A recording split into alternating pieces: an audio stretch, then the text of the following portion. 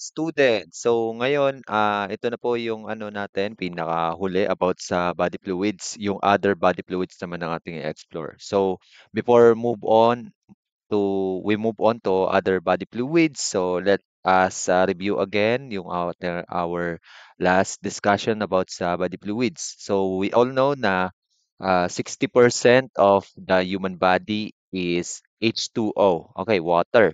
Then yung body fluids, when say body fluids, this implies na meron tayong 60% na water, then doon sa water may mga dissolved na organic solutes or inorganic solutes ano, or substances.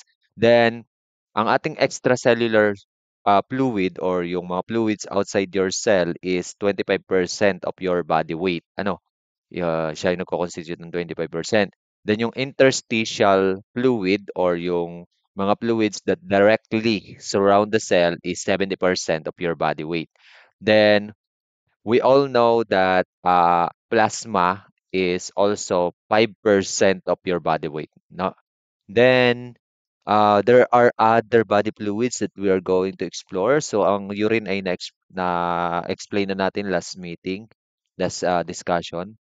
Then we have also lymph, CSF, aqueous humor, synovial, and other body fluids. So for the sa ating dating discussion also, we discuss about the blood, the basic of blood. So we all know that blood is composed of many components such as salt, oxygen, water, CO2. We have the glucose also, mga organic and plasma protein. And we also know that blood is composed of plasma. Na yung plasma is 91% na water. Then 7% ng plasma is protein and 2% ang organic and organic substances like yung mga sugar or yung mga salts na meron sa ating plasma. Then plasma has a greater role also because it carries waste then then yung ating blood also have blood cells like the erythrocyte, the thrombocytes, and the leukocytes. And there are lots of functions of blood for our body. That's why blood is very essential. So and also we have this concept blood cleansing, and the organ responsible for blood cleansing is the kidney. Kidney perform a ultrafiltering function in our blood. So there are 100 ml of blood daily that is being filtered by our kidney para ma-excrete yung mga waste.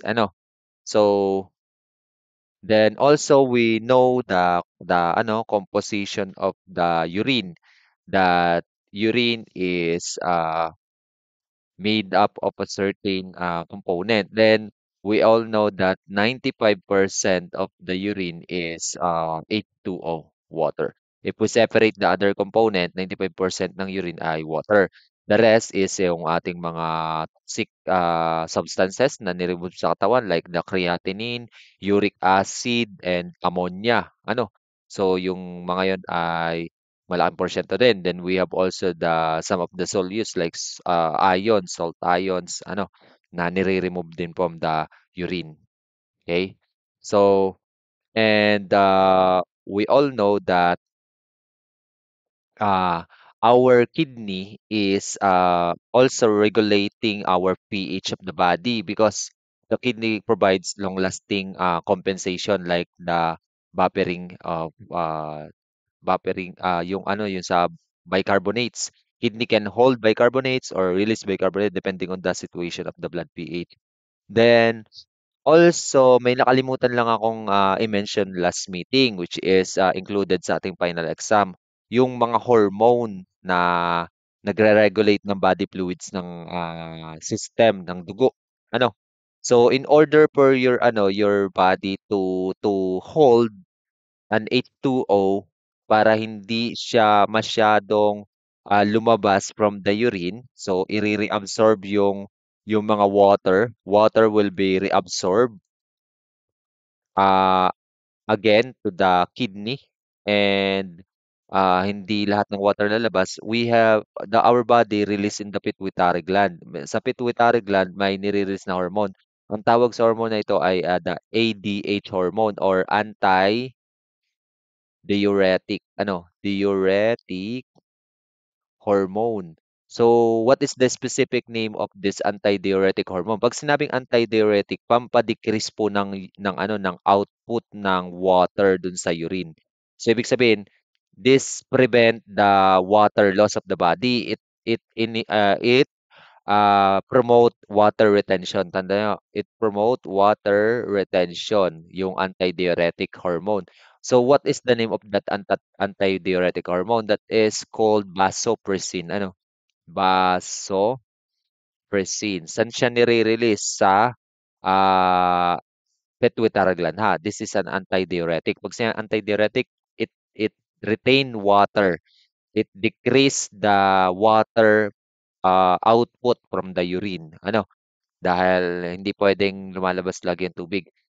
So, next, we have also another hormone that is also very important to our fluids regulation in the body, the aldosterone. Aldosterone. So, this aldosterone naman, ang nire-retain niya sa blood is siyempre yung sodium ions.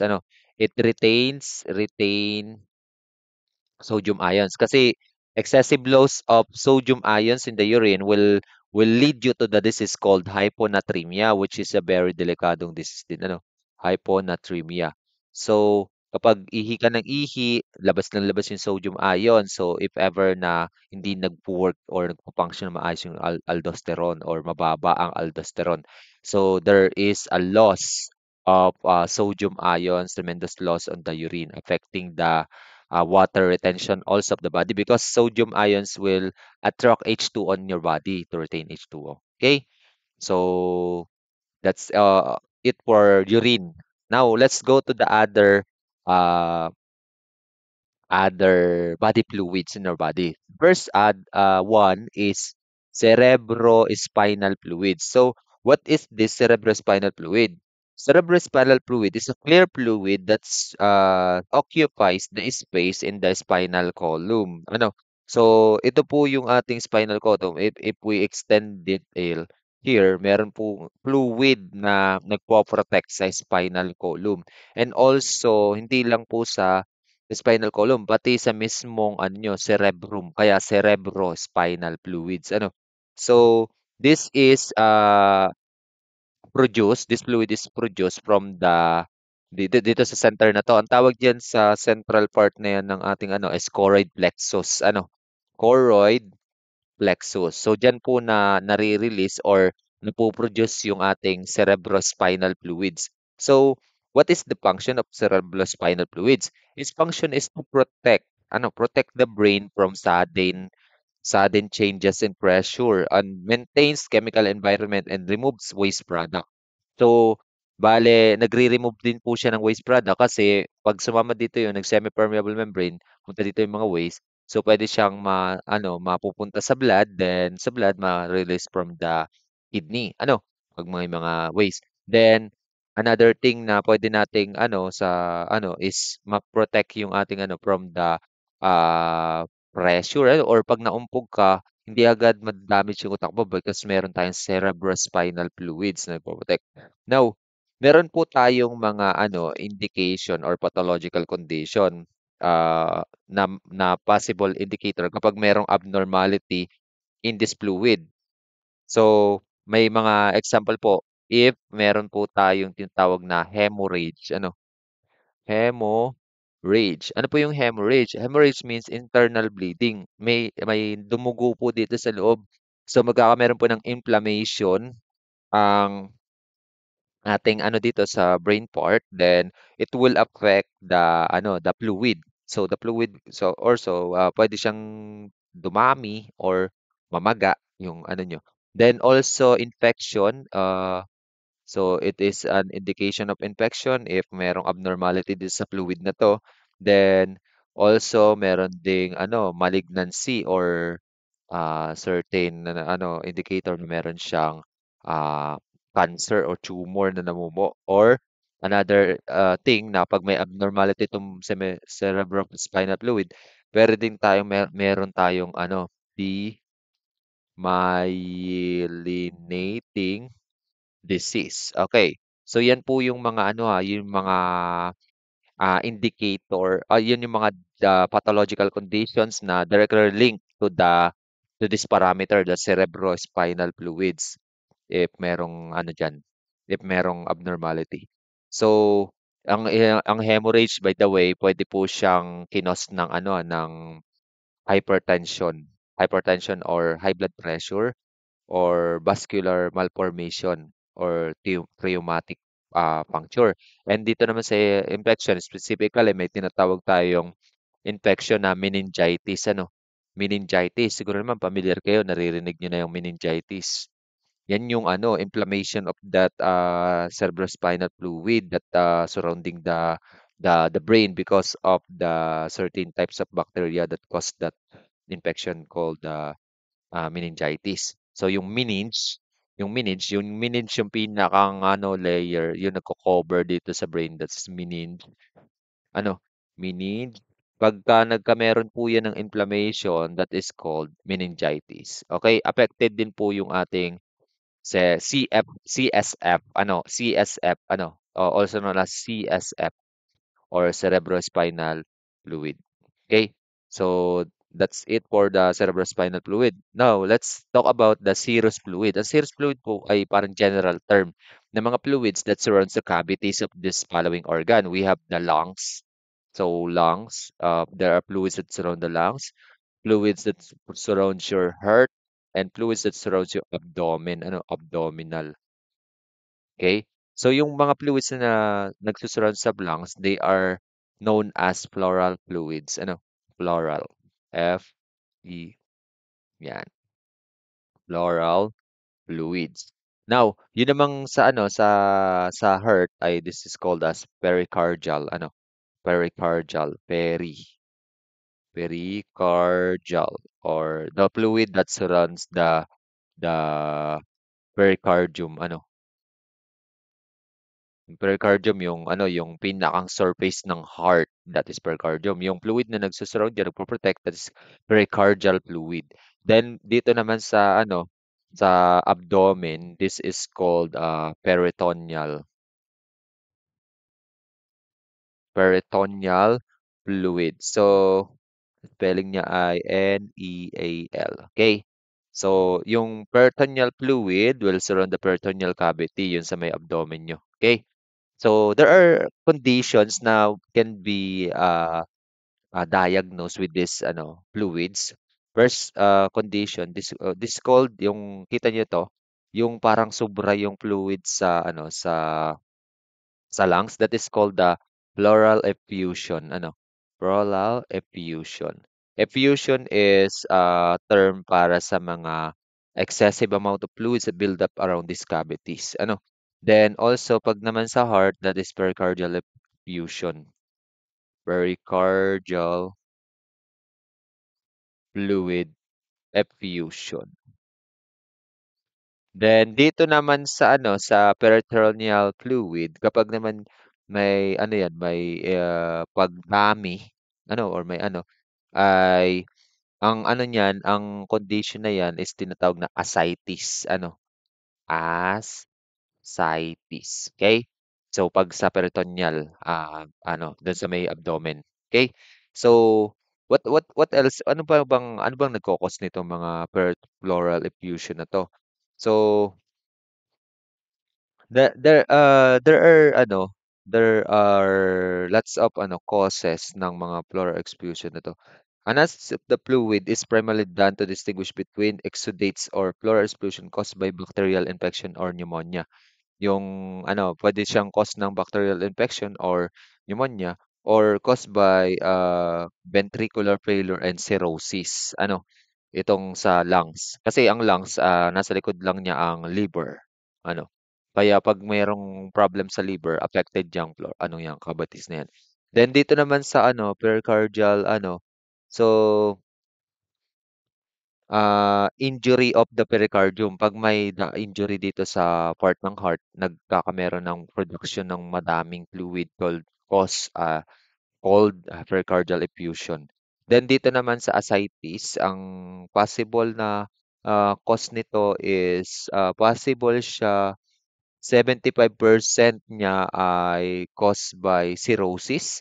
Then 10% is malignancy or cancer and cardiac failure ay 5%. Nagkakameron ng ganito, ng ascites. Okay? So, again, yung mga serous fluid, general term po siya sa mga fluids na nagsusurround ng cavity, specifically pag sa lungs, pleural fluids po. Pagka sa heart, pericardial fluid. And kapag sa abdomen, we have the peritoneal fluid or ascitic. Ano, pwede rin siyang i-term na ascitic. Kaya ang tawag sa sakit, ascites, ano, ascitic fluid. Okay? So, for the next fluid, we have the sweat. Ano, ang sweat, alam niyo naman siguro, familiar tayo dito. Very common na to. Pawis. Ang pawis, it is a ano, watery substance, fluid secreted by the gland in the skin. Ano, so, ano bang purpose ng pawis? Ang pawis kasi pang-regulate ng inyong body temperature para sa pag-aano ng homeostasis ng inyong katawan in terms of temperature. Ano, so, ang pawis, ito po yung mga component na pawis ha.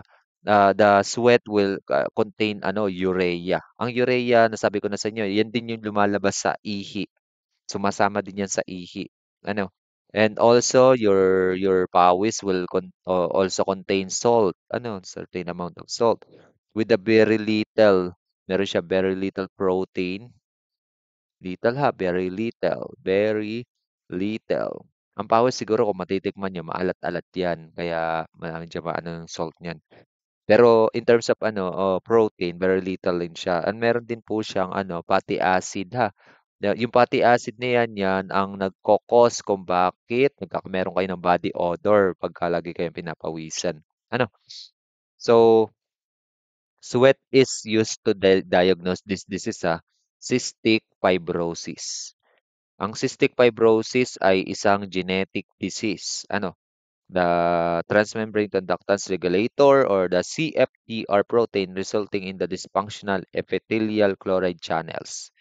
So concentrated sweat or pawis with less than 60 ano ay a product of cystic fibrosis. Pagka po yung ating sweat ay super concentrated, isa po siyang indicator ng cystic fibrosis. Ano? Super concentrated. Concentrated masyado yung pawis. That is an indicator of cystic fibrosis. Okay? So, for the last type of fluids, ito naman po yung synovial fluids. Yung say synovial fluids, they are fluids that surrounds your joints. Ano? Joints. So, makakita nyo sa ating illustration, joints po ang kanyang sinusurround or nilolubricate. So, normally, it has 3 to 4 ml ang volume. Ano? So, this is also an ultrafiltrate of plasma. Colorless siya, tapos light yellow, viscous fluid found in the joints cavities. So, it serves as a lubricant to joint surface. Ano? And also provides nutrients and carries waste products. So, increased volume results in pathological process categorized into non-inflammatory osteoarthritis. Ano, pagka nagkameron siya ng increased volume, non-inflammatory osteoarthritis. Ano? So, osteoarthritis. When you say osteo means bone, arthritis means joint. Ano? So, inflammatory rheumatoids, pwede rin po siyang isang indicators ng rheumatoids. Okay? Rheumatoids or arthritis. Septic or bacterial fungal infection. Pagka yung ating bacteria ay nag-penetrate na dito. So, it's also ano ng infection.